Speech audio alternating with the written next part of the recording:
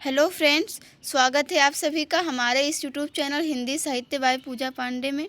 आज की इस वीडियो में हम लोग एनसीईआरटी की बुक कृतिका भाग 1 जो कि कक्षा 9 के लिए लगी हुई है, उसका हम लोग पूरा अध्ययन करेंगे। और उसके जो लेखक हैं, जो 5 चैप्टर इसमें दिए गए हैं, उस 5 चैप्टर के जो अलग अलग लेखक या लेखिकाएँ हैं उनके बारे में भी हम जानेंगे। तो ये है पहला चैप्टर, इस जल प्रलय में। इसके लेखक हैं फणीश्वर नाथ रेणु। तो हम लोग उनके बारे में बाद में जानेंगे। पहले इस पाठ के उन महत्वपूर्ण पैराग्राफ को देख लेते हैं जिससे कि हमारी परीक्षा में प्रश्न पूछे जाएंगे। और ये पुस्तक जो है वो आपको केवीएस टीजीटी एग्ज़ाम के लिए भी पढ़नी है। तो चलिए हम लोग पहले इस पाठ के कुछ पैराग्राफ देख लेते हैं। गांव ऐसे इलाके में है जहां हर साल पश्चिम, पूरब और दक्षिण की कोसी, पनार, महानंदा और गंगा की बाढ़ से पीड़ित प्राणियों के समूह आकर पनाह लेते हैं। सावन भादों में ट्रेन की खिड़कियों से विशाल और सपाट पृथ्वी पर गाय, बैल, भैंस, बकरों के हजारों झुंड मुंड देखकर ही लोग बाढ़ की विभीषिका का अंदाजा लगाते हैं। पर्वतीय क्षेत्र में जन्म लेने के कारण अपने गांव के अधिकांश लोगों की तरह मैं भी तैरना नहीं जानता, किंतु 10 वर्ष की उम्र में से पिछले साल तक बॉय स्काउट, स्वयंसेवक, राजनीतिक कार्यकर्ता अथवा रिलीफ वर्कर की हैसियत से बाढ़ पीड़ित क्षेत्रों में काम करता रहा हूँ। और लिखने की बात देखिए, यहाँ पर आप नोट कर दे वो कितने सालों से काम कर रहे थे। तो 10 वर्ष की उम्र से पिछले साल तक बॉय स्काउट, स्वयंसेवक और राजनीतिक कार्यकर्ता अथवा रिलीफ वर्कर, इस हैसियत से वे बाढ़ पीड़ित के क्षेत्रों में काम कर रहे थे।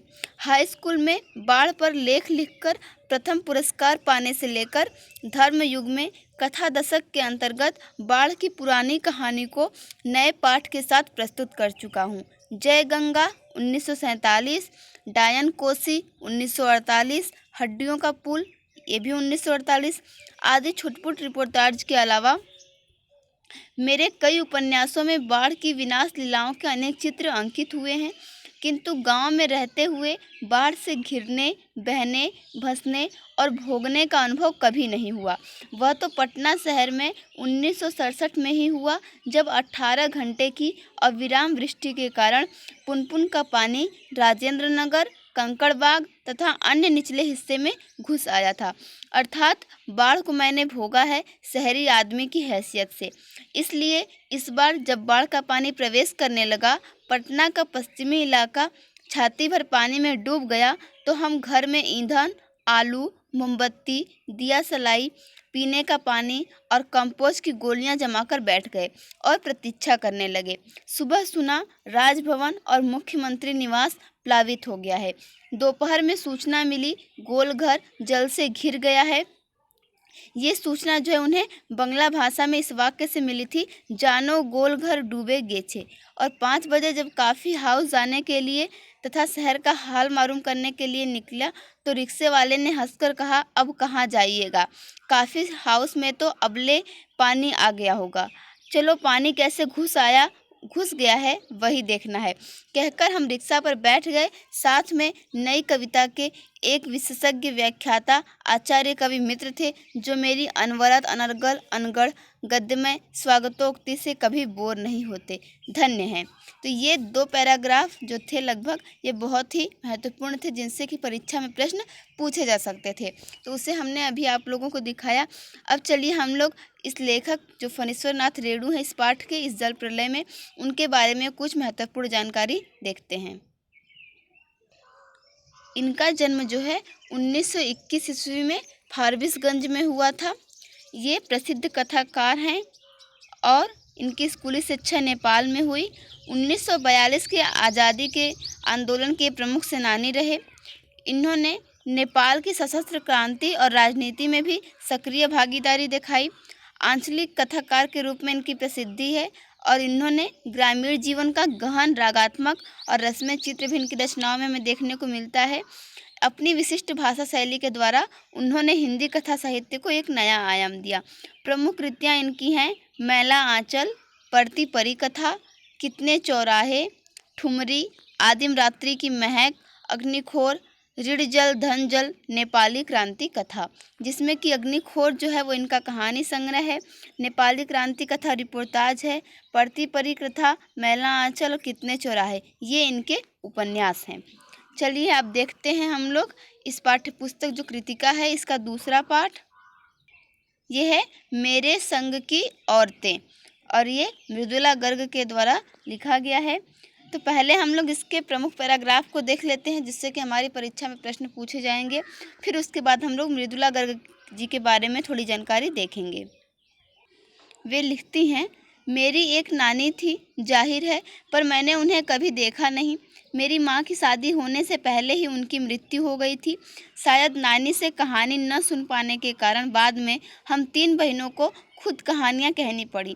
नानी से कहानी भले न सुनी हो, नानी की कहानी ज़रूर सुनी और बहुत बाद में जाकर उसका असली मर्म समझ में आया।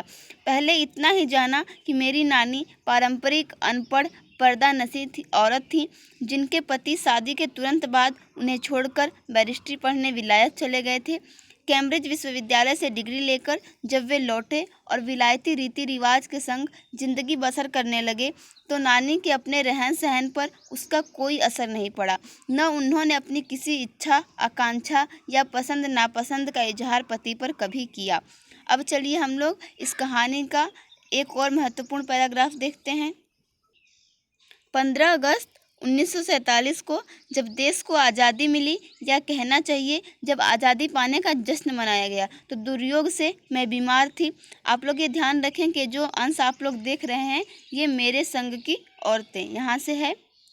उन दिनों टाइफाइड खासा जानलेवा रोग माना जाता था, इसलिए मेरे तमाम रोने धोने के बावजूद डॉक्टर ने मुझे इंडिया गेट जाकर जश्न में शिरकत करने की इजाज़त नहीं दी।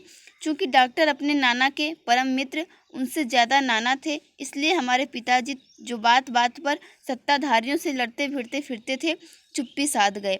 मैं बदस्तूर रोती कलपती रही। क्या कोई बच्चा इकलौती गुड़िया के टूट जाने पर रोया होगा? मेरी उम्र तब 9 बरस की थी, इतनी छोटी नहीं कि गुड़िया से बहलती और इतनी बड़ी नहीं कि डॉक्टरी तर्क समझती।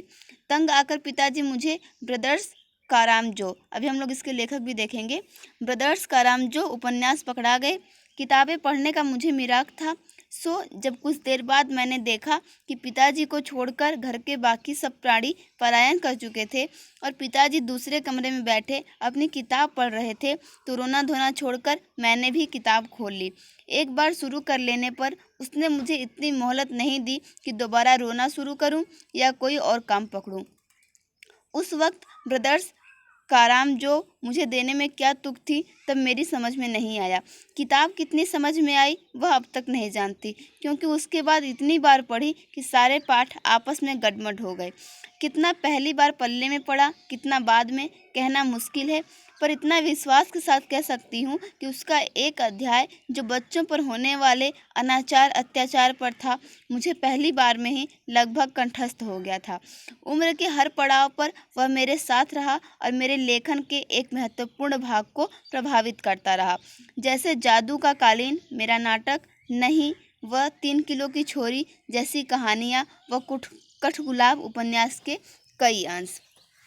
तो ये जो आप कुछ यहाँ पे नाम देख रहे हैं, जैसे जादू का कालीन इनका नाटक है, नहीं 3 किलो की छोरी ये इनकी कहानियाँ हैं और कठगुलाब इनका उपन्यास है। देखिए यहाँ पे जो इस उपन्यास का नाम आया है ब्रदर्स कारामजो। इस पुस्तक या इस उपन्यास के जो लेखक हैं वो हैं दास्तोवस्की, जो एक रूसी उपन्यासकार हैं। अब चलिए हम लोग देखते हैं इनके बारे में, जो मृदुला गर्ग जी हैं इनके बारे में कुछ जानकारियाँ। इनका जन्म जो है कोलकाता में 1938 में हुआ और इनकी जो रचना है, इनका उपन्यास कठगुलाब, इसके लिए इन्हें 2004 में व्यास सम्मान भी प्राप्त हुआ। इन्होंने दिल्ली विश्वविद्यालय से MA अर्थशास्त्र विषय में किया और भारत के विभिन्न शहरों में रहने के बाद सन 1974 से दिल्ली में रहकर इन्होंने स्वतंत्र लेखन भी किया। कथा साहित्य के अलावा उन्होंने अपने समय और समाज की समस्याओं पर वैचारिक निबंध भी लिखे हैं। मृदुला गर्ग ने कथ्य और शिल्प दोनों स्तरों पर गद्य लेखन की प्रचलित परिपाटी को तोड़ा भी है। इनके कुछ प्रमुख कहानी संग्रह है, जैसे कितनी कैदें, टुकड़ा टुकड़ा आदमी, डैफोडिल जल रहे हैं शहर के नाम। उपन्यास की बात करें तो उसके हिस्से की धूप, चितकोबरा, मिलजुल मन, वसु का कुटुंब, ये इनके प्रमुख उपन्यास हैं। और अभी आपने ऊपर देखा था जादू का कालीन, ये इनका नाटक है। एक और अजनबी, साम दाम दंडभेद, ये भी इनके द्वारा लिखे गए नाटक हैं। अब चलिए हम लोग देखते हैं कृतिका पाठ्य पुस्तक का पाठ संख्या 3। यह है रीढ़ की हड्डी और इसके लेखक हैं जगदीश चंद्र माथुर।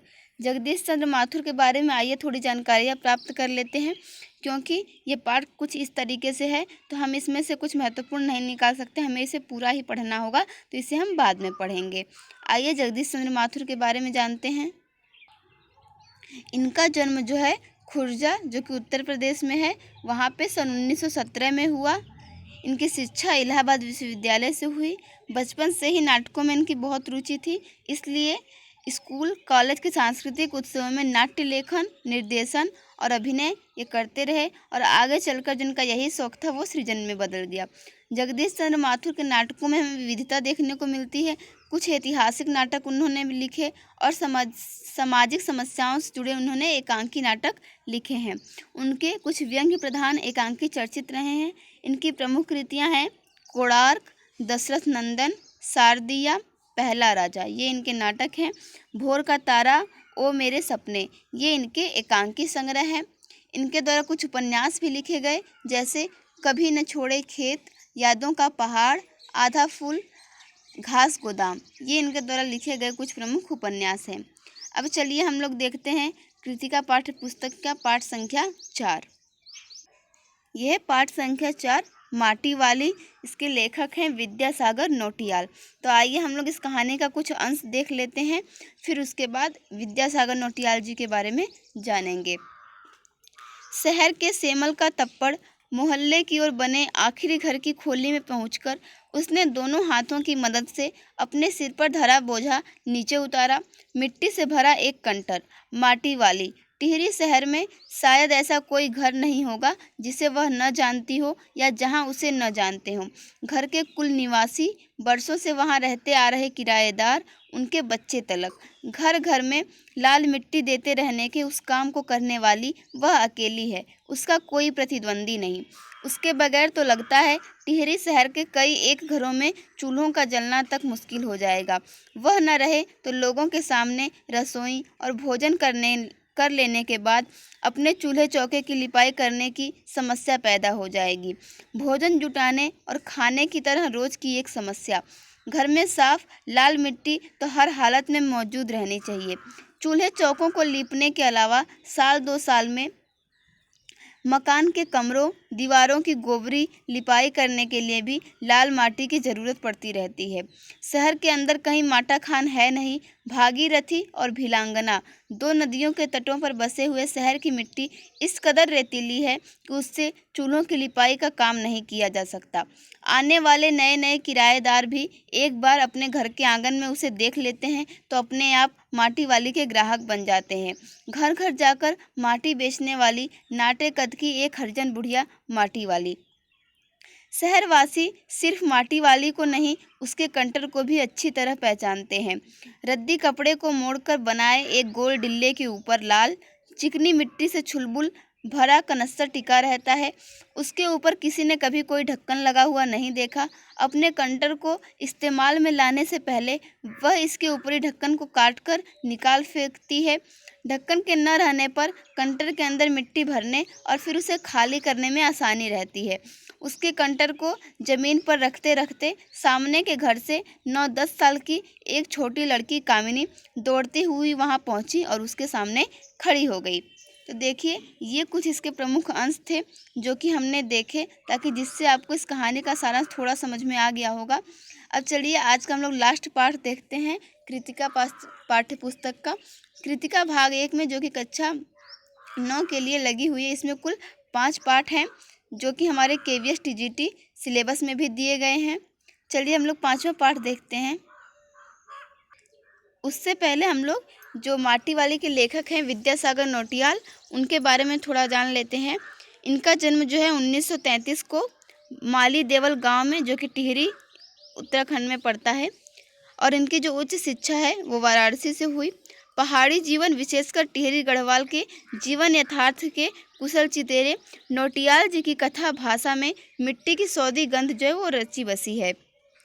इनकी प्रमुख कृतियां हैं टिहरी की कहानियाँ, सुच्ची डोर ये कहानी संग्रह है, उलझे रिश्ते, बीम अकेली, सूरत सबका है, उत्तर बायां है, झुंड से बिछुड़ा ये इनके उपन्यास हैं, मोहन गाता जाएगा ये जो है इनके द्वारा लिखी गई आत्मकथ्य हैं।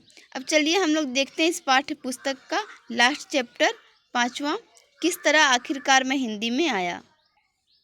ये जो है चैप्टर किस तरह आखिरकार मैं हिंदी में आया शमशेर बहादुर सिंह के द्वारा लिखा गया है। आइए पहले हम लोग इस पाठ को देख लेते हैं और उसके बाद हम लोग शमशेर बहादुर सिंह के बारे में थोड़ा जानेंगे। एक ऐसी बात, एक ऐसा जुमला मुझसे कह दिया गया था कि मैं जिस हालत में था उसी हालत में, और जो कुछ 5-7 रुपये मेरे पास थे उन्हीं को लेकर दिल्ली के लिए पहली ही बस जो मुझे मिलती थी चुपचाप उसी पर चढ़ा और चल दिया। तय कर लिया कि हाँ, अब मुझे जो भी काम करना है करना शुरू कर देना चाहिए।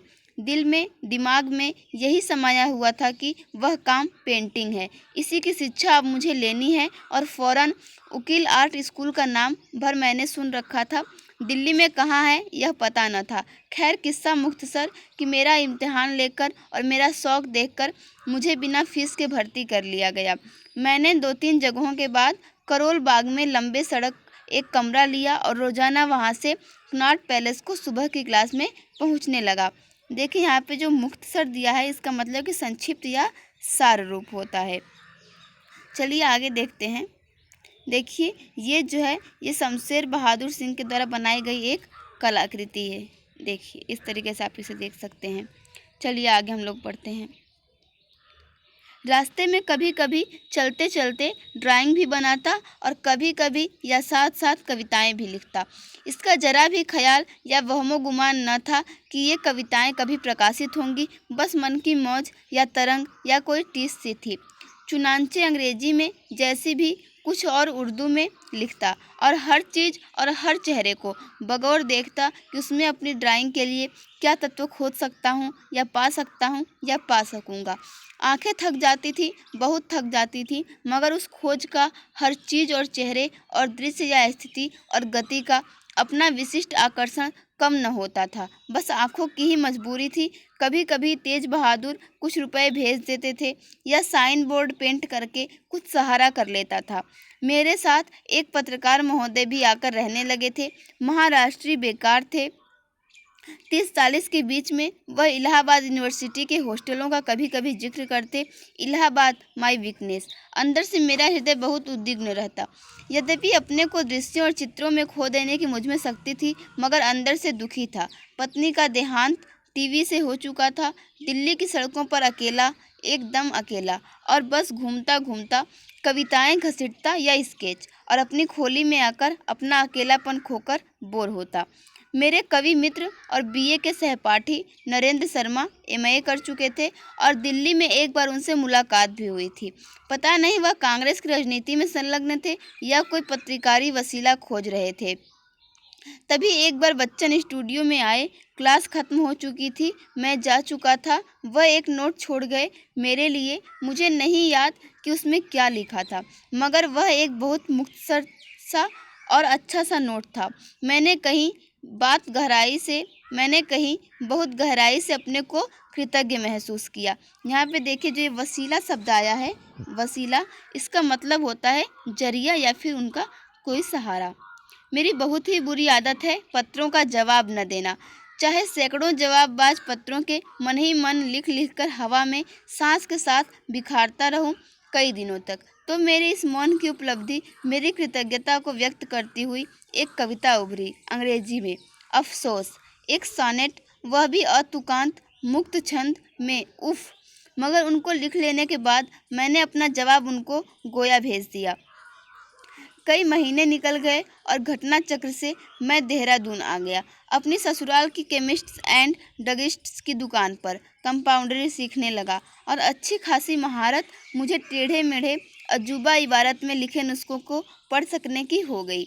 उसी वर्ष गुरुवर श्री शारदा चरण जी वकील ने देहरादून में ही पेंटिंग क्लास खोल ली थी। मेरे सौभाग्य से वह बंद हो गई तो मैं अक्सर सोचता कि कविता और कला की दुनिया में जो अब तक मेरी एकांत दुनिया रही थी, किसी से उसे गरज नहीं। और अब भी बहुत कुछ वैसी ही बात है। अब मैं कहाँ हूँ? मेरी आंतरिक दिलचस्पियों से किसी को दिलचस्पी नहीं थी और मैं मुंह खोलकर कुछ नहीं कह सकता था किसी से। अपने से बड़ों का, गुरुजनों का अदब लिहाज, उनके सामने मुंह न खोलना शायद मेरी घुट्टी में पड़ा था। अपनी बहुत ही आंतरिक एकांतिकता का मैं अभ्यासी तो हो गया था, मगर अंदर से बहुत खिन्न और दुखी था और परिस्थिति के साथ सामंजस्य बैठाने की कोशिश कर रहा था, कर्तव्य जहाँ तक हो सकता था। ऐसे में न जाने क्यों एक दिन यूं ही वही सोनेट मैंने बच्चन को पोस्ट कर दिया। बच्चन गर्मियों की छुट्टियों में सन 37 में देहरादून आए, ब्रजमोहन गुप्त के यहाँ ठहरे। इत्तेफाक देखिए कि यही जो ब्रजमोहन गुप्त थे ये डॉक्टर थे, मेरे भाई के मित्र, और उनके पिताजी मेरे पिताजी के पड़ोसी और मित्र रह चुके थे देहरादून में ही। ब्रजमोहन के साथ बच्चन डिस्पेंसरी में आकर मुझसे मिले, एक दिन मेहमान भी रहे। वह बच्चन की शुरू की धूम का जमाना था, प्रबल झंझावात साथी। देहरादून के उसी साल की यादगार है, किस जोर की आंधी आई थी। उफ, कितने बड़े बड़े पेड़ बिछे पड़े थे सड़कों पर, टीन की छतें उड़ गई थी और बच्चन उसी आंधी बारिश में एक गिरते हुए पेड़ के नीचे आ जाने से बाल बाल बचे थे। हम सबका सौभाग्य। आज मैं स्पष्ट देख रहा हूँ कि जो तूफान उनके मन और मस्तिष्क की दुनिया में गुजर रहा था वह इससे भी कहीं प्रबल था। पत्नी वियोग हाल ही में हुआ था, और कैसी पत्नी का वियोग जो इस मस्त नृत्य करते शिव की उमा थी, आत्मा से अर्धांगिनी, निम्न मध्य वर्ग के सन 30 के भावुक आदर्शों और उत्साहों और संघर्षों की युवा संगिनी। मैं कल्पना ही कर सकता हूँ कि वह कवि के लिए क्या कुछ न रही होगी। एक निश्चल कवि जिसके आर पार आप देख सकते हैं, बात का धनी, वाणी का धनी, हृदय मक्खन, संकल्प फौलाद, ऐसे व्यक्ति की साथी। एक और बरखा की याद आ गई, इस देहरादून की सी नहीं मगर भरी बरसात की झमाझम। बरखा इलाहाबाद की गाड़ी पर पहुंचना था, रात का वक्त। मेजबान इसरार कर रहे हैं, भाई इस वक्त कुली न तांगा कैसे जाओगे, सुबह तक रुक जाओ। मगर नहीं, बच्चन ने बिस्तर कांधे पर रखा और स्टेशन की तरफ रवाना हो गए। जहां पहुंचना था वक्त पर पहुंचे। इलाहाबाद मुझे बच्चन ही खींचकर ला सकते थे, कोई इस संभावना की कल्पना भी नहीं कर सकता था, मैं स्वयं नहीं। और उस पर मैं बच्चन को तब जानता भी कितना था, बराए नाम। मगर उस परिचय के जितने भी क्षण थे सटीक थे वो मात्र क्षण ही। आजकल की तरह ही मैं बहुत कम कहीं आता जाता या किसी से मिलता जुलता था। मुझे इसकी कभी कोई ज़रूरत सी न महसूस हुई। शायद ऐसा वहम मुझे था, जो वहम ही था कि मेरी निजी एकांत की दुनिया में मेरे साथ चलने वाला कोई नहीं है, और क्यों हो। खैर, ये 36-37 या 37-38 के साल थे। जी हाँ, तो बच्चन ने मुझसे कहा, तुम यहाँ रहोगे तो मर जाओगे, चलो इलाहाबाद और MA करो इत्यादि। और हमारी दुकान पर बैठने वाले देहरादून के प्रसिद्ध डॉक्टर मुझसे कह रहे थे, तुम इलाहाबाद जाएगा तो मर जाएगा। मगर मैं तो देख चुका था कि फेफड़े के मरीजों के लिए, गरीब गुरबा के लिए वह क्या नुस्खा लिखते थे। Calcium lactate 3 times a day. Calcium lactate उन दिनों 2 आने में 1 आउंस आता था। मैं अपने दिल में बेफिक्र था। इलाहाबाद आया तो बच्चन ने क्या किया। बच्चन के पिता मेरे लोकल गार्जियन के खाने में दर्ज हुए। उन्होंने उर्दू फारसी की सूफी नज़्मों का एक संग्रह बड़े स्नेह से मुझे दिया था। वह आशीर्वाद अरसे तक मेरे साथ रहा और एक अर्थ में अब भी है। और बच्चन ने MA प्रीवियस और फाइनल के दोनों सालों का जिम्मा लिया और कहा, देखो जब भी तुम इस काबिल हो जाओ, यानी तुम्हारी नौकरी लग जाए, तब वापस कर देना। चिंता मत करो। न इस काबिल हुआ और न मैंने चिंता की। बच्चन का प्लान यह था कि मैं किसी तरह एक काम का आदमी बन जाऊं। उनके स्वयं अंग्रेजी में फाइनल कर लेने, 10 साल की मास्टरी के बाद और BT कर लेने के साथ साथ मैं भी यूनिवर्सिटी से डिग्री लेकर फारिग हो जाऊं, ताकि कहीं पैर जमा कर खड़ा हो सकूं। सो कहाँ होना था। कहीं न कहीं यह बात पिताजी की सरकारी नौकरी को देखकर मेरे दिल में बैठ गई थी कि नौकरी नहीं करनी है। मैंने कभी कोई तर्क वितर्क अपने आप से नहीं किया। मेरा ख्याल है, और अब मैं साफ साफ देखता हूँ और कह सकता हूँ कि यह बस घोंचूपने की हद थी और पलायन। हिंदू बोर्डिंग हाउस के कॉमन रूम में एक सीट मुझे फ्री मिल गई थी, और पंत जी की सहज कृपा से मैं कभी नहीं भूलूंगा इंडियन प्रेस से अनुवाद का काम। हिंदी ने क्यों मुझे उस समय अपनी ओर खींचा, इसका स्पष्ट कारण तो मेरी चेतना में निराला और पंत थे, उनसे प्राप्त संस्कार और इलाहाबाद प्रवास और इलाहाबाद के हिंदी साहित्यिक वातावरण में मित्रों से मिलने वाला प्रोत्साहन। और हिंदी आज भी अपनी ओर खींचती है, बावजूद कम से कम मुझ जैसों को दुखी और विरक्त करने वाले अपने संकीर्ण सांप्रदायिक वातावरण के। बच्चन इस वातावरण को आज मर्दानावार झेल ही नहीं रहे हैं, अपनी कविता में उच्च घोष से बार बार बता भी रहे हैं कि यह वातावरण किसी भी जाति के सांस्कृतिक इतिहास में कैसी हीन संकुचित मन स्थिति का द्योतक होता है। मगर सन 37 में मेरा हाल यह था जैसे मैं फिर से तैरना सीख रहा हूँ। 3 सालों में बहुत कुछ भुला चुकने के बाद मेरी अंतःचेतना का यही स्वर था कि बच्चन शायद मुझे इसलिए इलाहाबाद लाए हैं। वह मैदान में उतर चुके हैं, बस ज़रा आर्थिक रूप से निश्चिंत हो जाने की देर है। बहुत से बहुत 1 साल, और मुझे भी मैदान में उतरना है अपने तौर पर। मुझे भी कमर कस लेनी है। यही भाव मात्र मेरे मन में स्पष्ट था और मुख्य, और कोई भाव नहीं। मुझे याद है कि बच्चन ने एक नए स्टेंजा का प्रकार मुझे बताया था। 14 पंक्तियाँ, सानेट नहीं, और तुकों का प्रभावकारी विन्यास, बीच बीच की अनेक पंक्तियाँ अतुकांत। मुझे बहुत आकर्षक लगा था वह प्रकार। मैंने तबीयत पर जोर डालकर उस प्रकार में एक रचना की थी। बच्चन को नहीं मालूम किसी को भी नहीं, क्योंकि कभी छपी नहीं। बच्चन के लिए तो वह कविता का एक बंद था, मेरे लिए वह एक बंद पूरी कविता हो गई। मगर मैंने जो लिखा वह वस्तुतः सोनेट से अलग रूप न ले सका। बच्चन ने तब तक उस अपने नवीन फॉर्म में कोई कविता न रची थी। खैर, बच्चन के निशा निमंत्रण की कविताओं के रूप प्रकार ने भी मुझे आकृष्ट किया। मैंने कुछ कविताएं उस प्रकार में लिखने की कोशिश की, मगर मुझे बहुत मुश्किल जान पड़ा। 9 पंक्तियां, 3 स्टेंजा, प्रायः सभी कवि उस छंद में लिख रहे थे, मुझसे नहीं चला। अगरचे कुछ पंक्तियां इस अभ्यास में शायद बुरी नहीं उतरी। निशा निमंत्रण के कवि के प्रति मेरी एक कविता, जिस पर पंत जी के कुछ संशोधन भी हैं, रूपाभ, ये जो पत्रिका का नाम है, इसमें किए हुए, मेरे पास आज भी अप्रकाशित सुरक्षित हैं। उसका भी बच्चन को पता नहीं। मैं अपने कोर्स की ओर ध्यान नहीं दे रहा था, इससे बच्चन को क्षोभ था। अतः मेरे मन में भी एक स्थायी संकोच। खैर, 2 साल पूरे करके आखिर फाइनल का इम्तिहान मैंने फिर भी नहीं दिया। बच्चन के साथ एक कवि सम्मेलन में भी मैं उसी साल गया था, शायद गोरखपुर। मैंने देखा कि कविता में मेरा नया अभ्यास निरर्थक नहीं गया। सरस्वती में छपी एक कविता ने निराला जी का ध्यान आकृष्ट किया। कुछ निबंध भी मैंने लिखे। रूपाभ ऑफिस में प्रारंभिक प्रशिक्षण लेकर मैं बनारस हंस कार्यालय की कहानी में चला गया। निश्चय ही हिंदी के साहित्यिक प्रांगण में बच्चन मुझे घसीट लाए थे।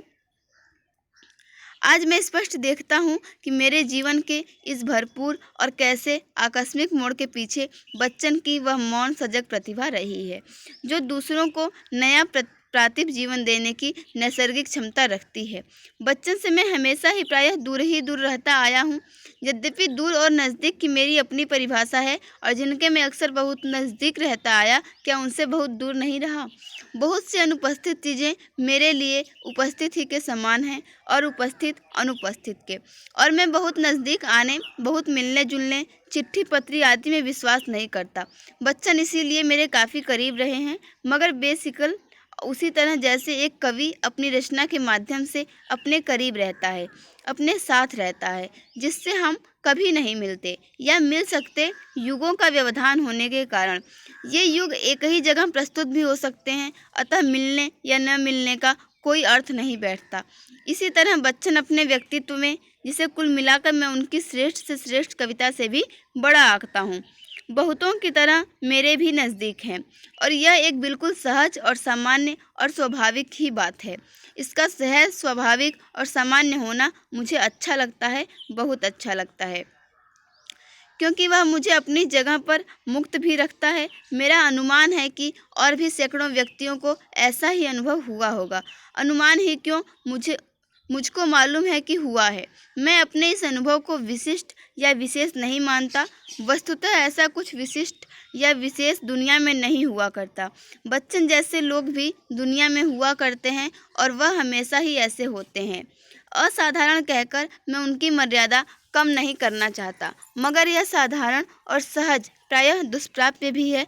बात अजब है, मगर सच है। तो फ्रेंड्स, इस तरह आप लोगों ने देखा कि हमने शमशेर बहादुर सिंह द्वारा लिखा गया ये पाठ पढ़ लिया, किस तरह आखिरकार मैं हिंदी में आया। अब आइए हम लोग शमशेर बहादुर सिंह के बारे में थोड़ी जानकारी प्राप्त कर लेते हैं। इस पाठ को आप लोग ध्यान से देखिएगा, क्योंकि इससे एग्ज़ाम में आपको पंक्तियाँ दे दी जाएंगी और यह पूछ लेगा कि यह पंक्तियाँ किस पाठ से ली गई हैं या इन पंक्तियों के रचनाकार कौन हैं। देखिए, शमशेर बहादुर सिंह का जो जन्म है वो 1911 में देहरादून में हुआ और इनकी शिक्षा देहरादून और इलाहाबाद विश्वविद्यालय से हुई। ये प्रसिद्ध चित्रकार हैं और उन्होंने वकील बंधुओं से कला प्रशिक्षण भी लिया है। अनूठे काव्य बिंबों का सृजन करने वाले शमशेर केवल असाधारण कवि ही नहीं हैं, बल्कि एक अनूठे गद्य लेखक भी हैं। इनकी जो गद्य रचनाएं हैं, दोआब, प्लाट का मोर्चा, इससे उन्हें विशिष्ट प्रसिद्धि मिली। इनकी कुछ प्रमुख रचनाओं की बात करें तो कुछ काव्य संग्रह हैं, जैसे कुछ कविताएं, कुछ और कविताएं, चुका भी नहीं हूँ मैं, इतने पास अपने, काल तुझसे होड़ है मेरी, ये इनके कुछ प्रमुख काव्य संग्रह हैं। गद्य संग्रह इनके हैं कुछ गद्य रचनाएं, कुछ और गद्य रचनाएं, इस शीर्षक से इनके 2 गद्य संग्रह भी हैं। तो उम्मीद है आप लोगों ने कृतिका पाठ्य पुस्तक को बहुत ही अच्छे से समझ लिया होगा। इसमें कुल 5 पाठ हैं। पहला पाठ है इस जल प्रलय में, जिसके लेखक हैं फणीश्वर नाथ रेणु। दूसरा पाठ है मेरे संग की औरतें, इसकी लेखिका हैं मृदुला गर्ग। तीसरा पाठ है रीढ़ की हड्डी, जिसके लेखक हैं जगदीश चंद्र माथुर। चौथा पाठ है माटी वाली, जिसके लेखक हैं विद्यासागर नौटियाल। और 5वां और अंतिम पाठ है किस तरह आखिरकार मैं हिंदी में आया, जिसके लेखक हैं शमशेर बहादुर सिंह। इस पाठ को आपने पूरा पढ़ा अभी, और बाकी अन्य पाठ से जितने महत्वपूर्ण पैराग्राफ थे जिनसे परीक्षा में प्रश्न पूछे जा सकते हैं, उनको हमने आपको अभी ऊपर बताया। तो उम्मीद करती हूँ कि आप लोगों को ये समझ में आ गया होगा और आपके परीक्षा के लिए काफ़ी हेल्पफुल होगा। फ्रेंड्स, अपने फ्रेंड्स को भी ये वीडियो शेयर करें, वीडियो को लाइक करें। Thank you for watching this video.